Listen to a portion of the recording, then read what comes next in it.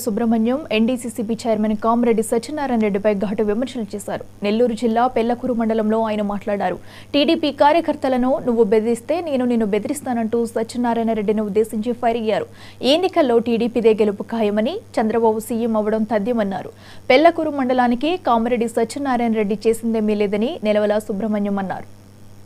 నీతో గొడవ పడేదానికి మేము ఎప్పుడు సిద్ధం. నువ్వు ఎక్కడికి రమ్మంటావో చెప్పు, అక్కడికి వస్తాం. లేదా నీ ఊరికి రమ్మన్నా వస్తాం. నువ్వు అనవసరంగా మా కార్యకర్తల్ని మా నాయకుల్ని బెదిరించావంటే సత్యనారాయణ రెడ్డి గారు మంచి పద్ధతి కాదని చెప్పి నేను చెప్పదు. నీ ఇష్టం. మాకు సభ్యత ఉంది, మరి అదేవిధంగా సంస్కారం ఉంది. లేదా గొడవ కావాలనుకున్నావా, రైట్ కమాన్. ఎప్పుడైనా సరే నువ్వు ఎక్కడికి రమ్మన్నా సరే నేను నా మనుషులతో వస్తా, నువ్వు రా తెలుసుకున్నావు అటు ఇటు.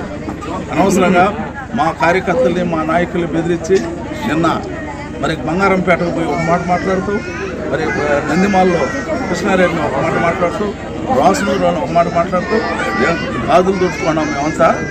నీ బెదిరింపులకి నీ మరి నీ చేష్టలకి ఎవడో బెదిరిపడేవాడు కాదు.